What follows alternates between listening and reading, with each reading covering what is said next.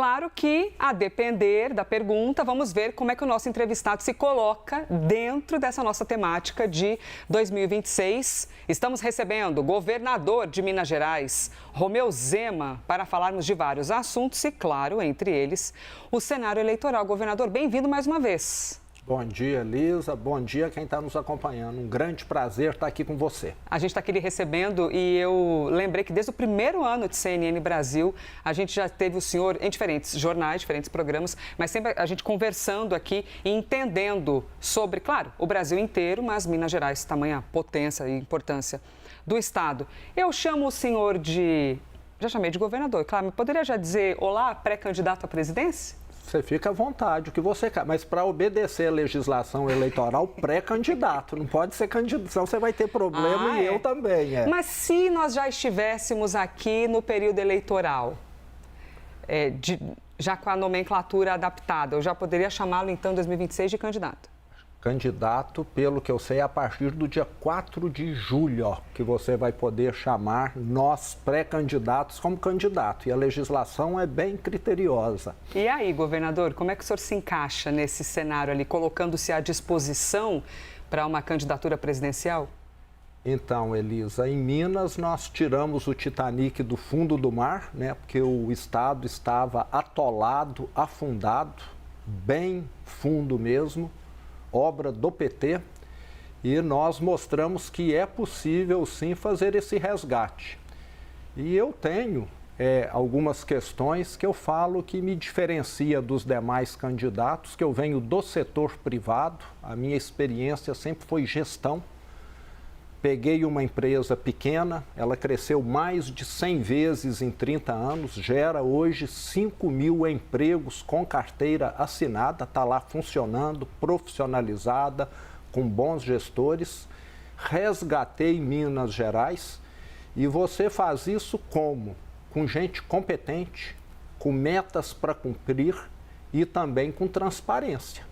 E já são duas gestões, né, São duas gestões. Fui reeleito em primeiro turno em 2022. O estado de Minas, Elisa, tem mais de 300 mil funcionários públicos do estado, na nossa folha, sem contar os aposentados.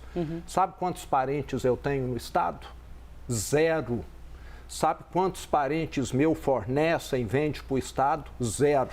E me parece que o Brasil precisa disso, porque tem gente que vai para a política para enriquecer, para distribuir favores para amigos, para familiares, e eu fui para consertar Minas Gerais. E o Brasil precisa ser consertado também. Você sabe aí a quantidade de problemas que nós temos. Essa conversa seria boa dentro do Congresso também, né, governador? Porque no Supremo também, você concorda? Nós estamos num momento ali delicado da República. Isabel Mega está com a gente.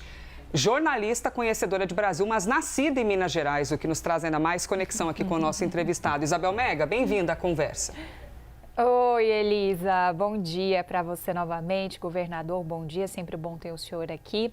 Governador, eu ia já iniciar esse papo trazendo um pouco do cenário a nível nacional, da direita, mas queria pegar esse gancho da última fala do senhor, né? A gente tem alguns temas que vão pairando no ar neste início de 2026. Eu queria entender como o senhor enxerga como potenciais fatores que podem decidir, inclusive, o pleito, podem marcar os debates eleitorais nesse ano, né? Aqui nesse nosso início de conversa, já ficou, por exemplo, no ar um pouco do que a gente vai acompanhando os desdobramentos sobre o caso Master. Como é que o senhor vem acompanhando essa situação? O senhor acha que isso pode render desdobramentos a ponto de pautar os debates eleitorais de 2026? Bom, Isabel, esses desdobramentos são totalmente imprevisíveis, né? Só sabemos que tem muita gente graúda envolvida, como já tem ficado visível, muita gente que se beneficiava desse banco. Esse banco, vamos dizer, ele tem uma semelhança com um mensalão, né? Ele era um instrumento ali, parece que para poder estar distribuindo renda para alguns familiares de pessoas aí, alguns figurões da nossa República. E precisa ser muito bem apurado. Eu sou favorável a toda investigação quem vai pagar esse prejuízo, que já está superior a 40 bilhões de reais, é o brasileiro. Os bancos vão colocar esse valor lá, mas quem paga depois, no final, é o brasileiro, via tarifa bancária, via juros mais elevados.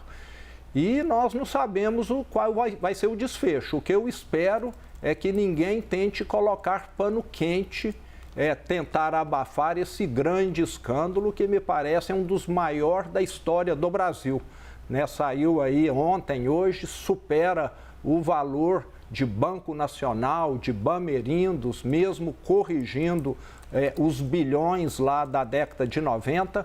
Então é algo que precisa ser apurado, envolveu um banco estatal, envolve diversos figurões, como eu mencionei. Isso não pode ficar como outros escândalos, sem a devida apuração, sem a devida punição. E é tudo muito incerto. Quando me perguntam do cenário da eleição, eu sempre menciono que tem muita coisa ainda para acontecer nesses próximos 9 meses ainda, até outubro. E eu vi isso claramente em 2018, quando eu comecei minha pré-campanha governador com menos de 1% dos votos. Nós tínhamos candidatos que foram saindo no decorrer da campanha, outros que cresceram, outros que perderam votação. Então, é totalmente imprevisível o que pode acontecer até lá. Mas agora o que eu espero é que esse escândalo seja devidamente apurado. Governador, até aproveitando, aqui a gente fica nessa missão dupla, que é perguntar-lhe sobre Estado de Minas, como governador, mas também, lógico, nossa cobertura aqui nacional já projetar essas questões eleitorais. O senhor citou até agora há pouco a questão do Supremo Tribunal Federal, e aí quando a gente fala de cenário nacional, federal, a gente também fala de independência dos poderes, legislativo, executivo e o judiciário. Principalmente depois da chegada do movimento ainda mais conservador dentro do Congresso, tem havido cada vez mais ali a tentativa de impeachment de Supremo no Senado, impeachment de ministro e tudo mais. De que maneira o senhor observa esse cenário e a manutenção disso a depender do resultado da eleição em 2026? Bom, Elisa, no Brasil nós temos enfrentado esse problema que eu considero grave, que atrapalha muito o funcionamento das instituições, que é essa invasão de jurisdição, É como se eu morasse num condomínio junto com você e de vez em quando eu entro lá na sua cozinha para cozinhar, para pegar alguma coisa. Não está certo. E abre a geladeira sem perguntar. Exatamente. Então, nós precisamos no Brasil de delimitar muito bem. Um Supremo Tribunal começar a questionar a Polícia Federal, achar que a polícia não está devidamente equipada para fazer investigação, um Supremo Tribunal começar a duvidar que o Banco Central não sabe regulamentar o setor financeiro, ele pode até estar desconfiado, peça apuração. Agora, daqui a pouco, acho que nós podemos passar para o Supremo toda a fiscalização, toda a regulamentação. Lá eles têm o baú da verdade e da total sabedoria. E não é isso que acontece. Nós precisamos respeitar. Nós estamos vendo essa invasão, isso é muito prejudicial para o funcionamento das instituições. Nós temos um Banco Central que merece ser respeitado, uma Polícia Federal que merece ser respeitada e assim por diante. E nós estamos vendo pessoas que, tudo me parece, em nome de tentar abafar alguma investigação, algum dado, começam a questionar quem de fato está fazendo o seu trabalho corretamente. No Brasil, nós precisamos seguir o caminho inverso. É dar poder para quem investiga. Nós somos o país da criminalidade, da bandidagem, da corrupção e estamos querendo agora deixar aqueles que fazem investigação, que fazem a regulamentação para poder evitar isso, de agir com mais liberdade. Então, nós estamos na contramão da história, estamos fazendo um retrocesso. Seguimos aqui ao vivo com o governador de Minas Gerais, Romeu Zema, também já afirmou aqui, sou pré-candidato à presidência. Então, seguimos aqui perguntando sobre várias questões. Isabel? Sobre o cenário presidencial, então, governador, a gente ouve uma defesa do nome do senhor em diferentes composições de chapa. Por exemplo, quando tínhamos um pouco mais de incerteza, e ainda temos uma relativa incerteza sobre quem seria o candidato escolhido pelo ex-presidente Jair Bolsonaro, a gente via um sonho do Centrão na formatação de uma chapa Tarcísio-Zema. Eu queria propor uma espécie de ping-pong aqui com o senhor. Como é que o senhor avalia essas diferentes configurações de cenário? Zema-Michele, Zema-Flávio, Zema-Tarcísio. Qual a avaliação individual que você faz de cada um desses cenários? Bom, primeiro eu fico extremamente honrado, lisonjeado do meu nome estar sendo lembrado, né? Quer seja para pré-candidato a presidente ou pré-candidato a vice. Acho que ambos são cargos muito relevantes. Mas o que eu posso dizer é o seguinte: eu levarei a minha pré-candidatura, a minha candidatura até o final. Isso vai contribuir em muito para nós elevarmos o debate. Eu sou um candidato que tenho ideias diferentes, sou um candidato que tem um histórico diferente, o único que foi empreendedor, que veio do setor privado, que, modesta à parte, criou 5 mil empregos que estão lá funcionando, e o Brasil precisa de empregos. Sempre dediquei a minha vida à gestão e fico muito satisfeito de nós termos bons nomes pela direita. Hoje, a esquerda, como há 40 anos, Elisa, só tem um nome, que graças a Deus está aí para aposentar já. E a direita tem diversos nomes e pessoas bem mais novas, às vezes até na casa aí dos 40 anos. E essa pluralidade, o senhor avalia que isso, na verdade, fortalece a direita? Fortalece. Você concorda comigo, e acho que qualquer um que acompanha a eleição, à medida que você tem mais candidato, você tem mais voto? Porque nem que seja o voto dele, ele está trazendo, concorda? E mais candidatos pela direita significa mais votos para a direita. E esses votos, Elisa, serão transferidos para o candidato que passar para o segundo turno. E eu já disse que qualquer que seja o candidato que estiver no segundo turno da direita, quer seja eu ou outro, eu estarei dando total apoio, como fiz em 2022. Eu ganhei para governador no primeiro turno, em 2022, na minha reeleição, e fiquei 3 semanas trabalhando pelo candidato da direita, que naquela ocasião era o Bolsonaro. E farei a mesma coisa esse ano. Eu tenho um compromisso com o futuro do Brasil. E o futuro do Brasil é, necessariamente, nós tirarmos de Brasília um governo irresponsável, um governo que gasta e que não tem nenhum plano de futuro, que só está preocupado em perseguir adversários políticos. Ainda na toada da pergunta da Isabel Mega, como vice, o senhor embarcaria nesta aventura federal, governador? Elisa, eu sempre liderei. Eu estive à frente da empresa há 30 anos, a empresa cresceu, foi bem sucedida. Estive à frente do estado de Minas 7 anos, que já completou agora, conseguimos resgatar. Então eu estou muito acostumado a montar times e dar objetivos para esse time executar. O senhor se veria mais confortável, então, na condição de uma liderança, de um candidato à presidência, exatamente não a vice? Exato. Irei até o final e se algum outro candidato vier a ser vitorioso, quem sabe eu posso contribuir também em algum cargo. Eu quero é contribuir com o Brasil. O senhor avalia que, de alguma maneira, pode haver uma mudança de rota e Jair Bolsonaro conseguir alguma alternativa na justiça e se tornar elegível, conseguir ser uma figura, ou o senhor realmente já observa o cenário de Jair Bolsonaro como uma figura que não faz parte de 2026?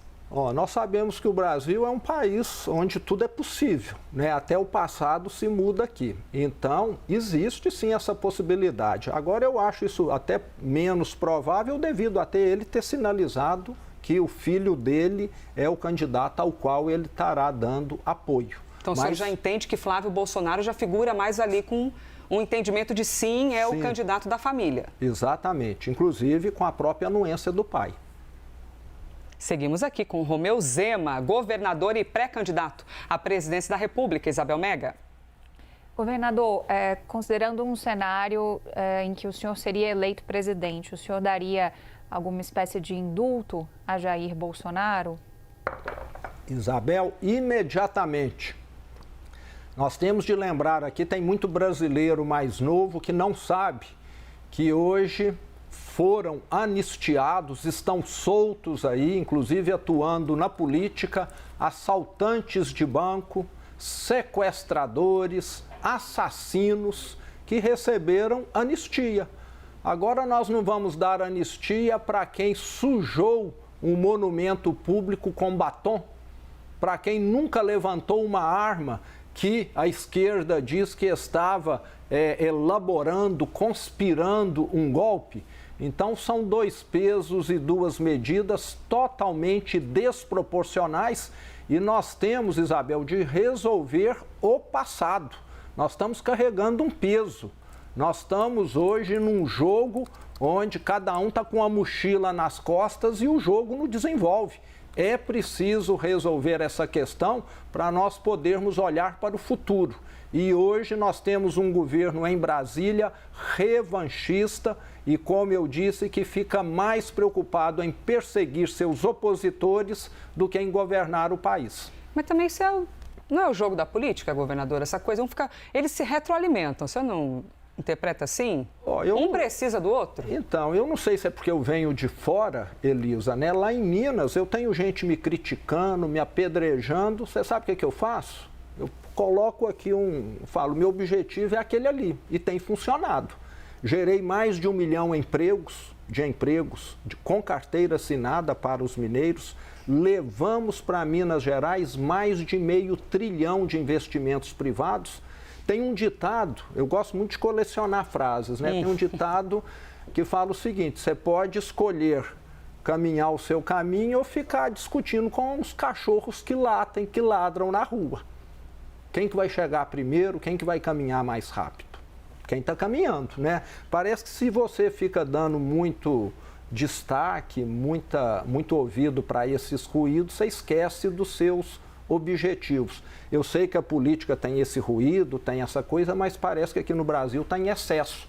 Parece que ninguém está gerenciando, está fazendo gestão, está preocupado só com o que o adversário está fazendo. Em Brasília, a depender do setor, a saúde mental não está em dia. Realmente são adversidades impressionantes. Governador, deixa eu trazer segurança pública para a conversa, porque quando ocorrem aquelas pesquisas, o que você, eleitor, eleitora, população, considera que é o mais importante? Sempre oscila ali, economia e segurança pública, que ninguém gosta de sair na rua e não ter condição de se sentir seguro.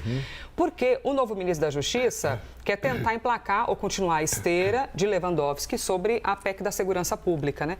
E isso já deu discussão para mais de metro, já ouvi muito sobre criticar várias questões, porque isso aqui é governo do Estado, mas o governo federal quer tentar ver de que maneira melhorar junto. Como é que está essa discussão do ponto de vista de Minas, nessa tentativa de evoluir em questões de segurança pública, mas vocês nos estados, alguns também dizendo, para lá, que quem fala de segurança pública no meu estado é a minha polícia. Sim. Elisa, eu gosto muito de trabalhar com fatos e não com opinião. E você sabe que os estados onde a criminalidade no Brasil é maior são aqueles governados pela esquerda. Um exemplo claro é a Bahia, onde a criminalidade mais cresceu, e os estados mais seguros, olha só, coincidentemente, são os estados governados pela direita. E nós vimos recentemente, né, diz que aquilo que a gente pensa inconscientemente, de vez em quando sai pela boca, né? E o presidente falou que traficante é vítima da sociedade. Então, enquanto nós continuarmos com essa visão de que bandido é vítima e não criminoso, que ameaça, que mata, que rouba, nós não vamos resolver o problema aqui no Brasil. Lá em Minas, eu deixei muito claro, se você é bandido, você vai pagar caro aqui. Nós tivemos uma operação em 2021, na cidade de Varginha, 28 criminosos alugaram uma fazenda, levaram um arsenal de guerra para lá, queriam fazer aquelas ações do novo cangaço, onde eles explodem agências bancárias, caixas eletrônicos, utilizando até escudo humano, por isso que eu falo que são terroristas. E a nossa inteligência detectou, teve um embate, saldo final, 28 criminosos mortos. Depois disso, você sabe o que aconteceu? Não teve mais a ação do novo cangaço em Minas. 260 ocorrências em 2016, o ano passado nós tivemos uma ocorrência.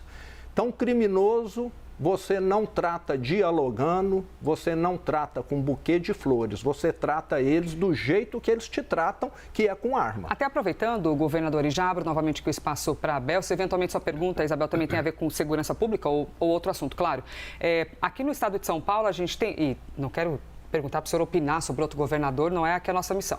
Mas muitas operações da polícia no estado de São Paulo com muitas mortes e até Donald Trump criticando o excesso de violência policial no estado de São Paulo. O senhor avalia que a gente está no momento de encontrar o equilíbrio?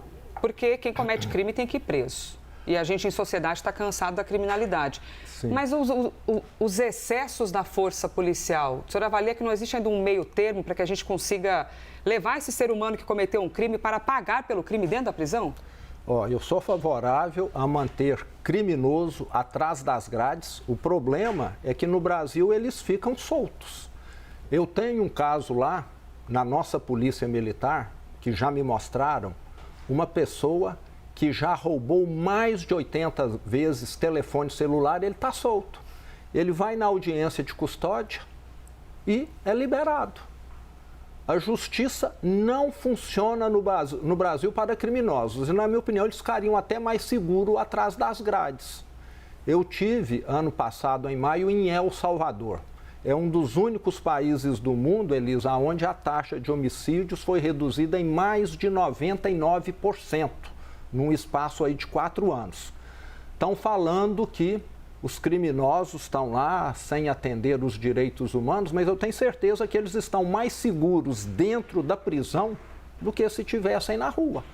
Lugar de assassino é atrás das grades. Agora, na hora que um policial vê alguém atirando, muitas vezes ele vai revidar. Se alguém representa o Estado, eu tenho certeza que não é o criminoso. Se alguém representa a lei, eu tenho certeza que não é o criminoso, é o policial. E, eventualmente, algum criminoso vai ser morto. Agora, é estranho, quando o policial é morto, eles falam tão pouco. E lá em Minas nós temos casos. Aqui em São Paulo também, de policial. Sim, também. Que é alvejado por criminosos. Que estão trabalhando e morrem em serviço, claro, isso também não tem que ser desconsiderado. E a quantidade de inocentes? Aqui no Brasil, ano passado, eu me atualizei recentemente, nós tivemos mais de 35 mil mortes violentas. É a maior guerra que existe no mundo hoje em termos de mortes é travada dentro do Brasil. E temos um governo que deixa criminosos soltos. Eu já fui assaltado aqui na Alameda Santos, a dois quarteirões aqui. Levaram meu celular e... Você já deve ter sido e muita gente que está nos assistindo. E se o senhor sair com a equipe aqui, cuidado na Paulista, hein? Porque realmente o que tem de gente roubando celular em cima de uma bicicleta é uma coisa incrível. Isabel? Governador, vou trazer um pouquinho mais para a política novamente. Um dos fatos da política nessa semana foi o adiamento, agora com uma data remarcada, da visita do governador Tarcísio ao ex-presidente Jair Bolsonaro.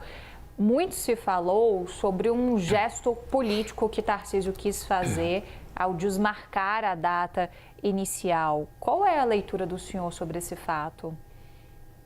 Bom, Isabel, eu admiro muito o trabalho do governador Tarcísio, sou próximo a ele e com certeza ele deve ter aí os seus motivos de adiar. Sei que ele tem as questões de agenda.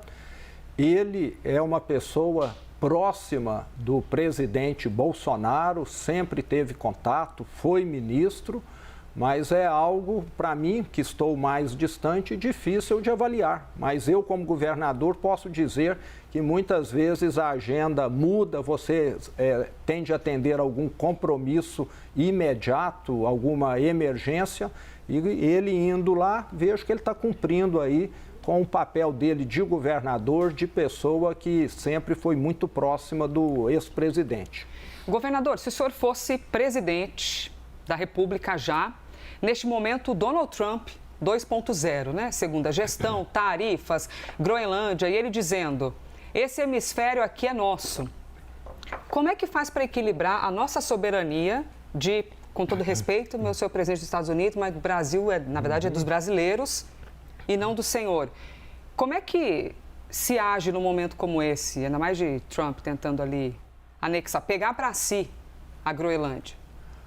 Bom, eu defendo a soberania de todos os países, sou contrário a qualquer tipo de interferência externa. Sei que temos países com problemas que às vezes até precisam de alguma ajuda para resolver a sua questão, que é gente passando fome, gente emigrando sem parar.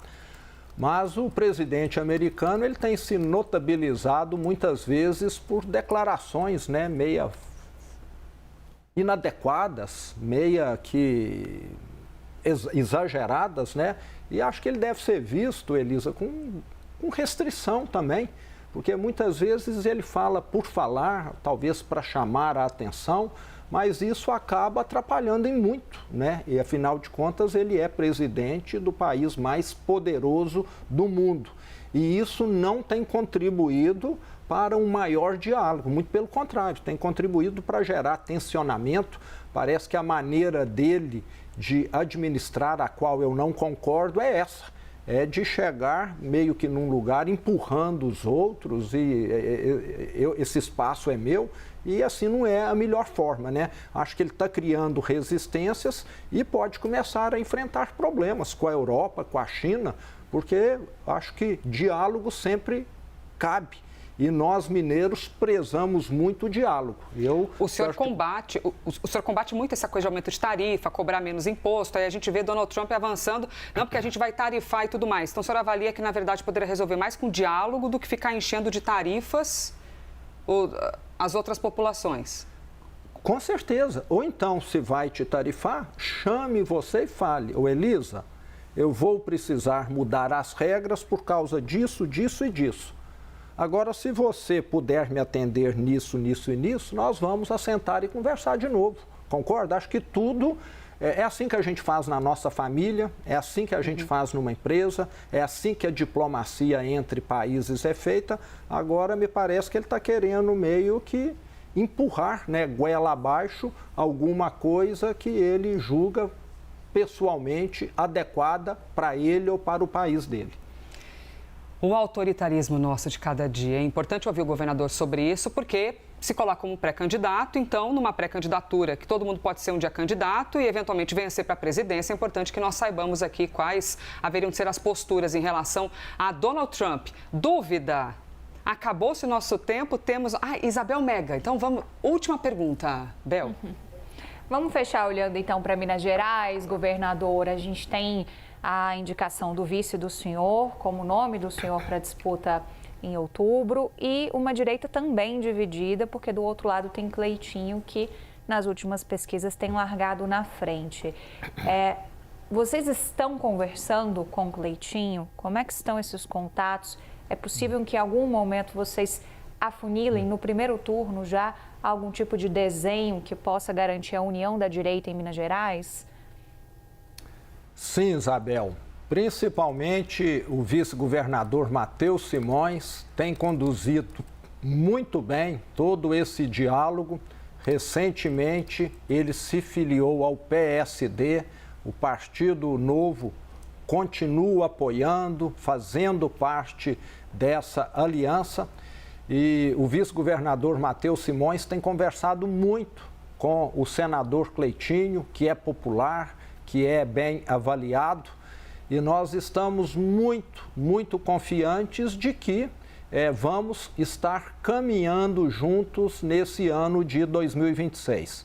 Lembrando que o Matheus Simões é o meu braço direito, está no governo desde 2020, nos últimos 3 anos como vice-governador, uma pessoa que tem uma capacidade excepcional, o raciocínio brilhante, e que vai continuar resgatando Minas, levando Minas Gerais adiante.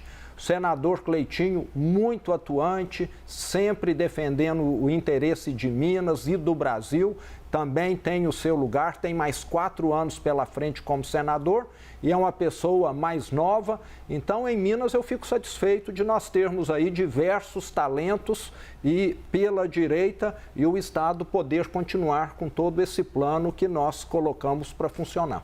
Muito bem, ouvimos aqui o governador de Minas Gerais, Romeu Zema. Agradeço demais. Disponibilidade, vir aqui, conversar sobre tantos assuntos diferentes, né, governador? Não te ofereci um café porque diante de um mineiro dá até vergonha. Vou tomar agora. Aproveite, tomara que façam jus ali, porque mineiro sabe demais plantar e fazer um bom de um cafezinho. Governador, muito obrigada. Eu é que agradeço. Boa sorte na caminhada em 2026. Foi um prazer, Elisa, estar aí com vocês. Muito obrigado. Muito obrigada. E obrigada também a Isabel Mega, que esteve aqui conversando comigo.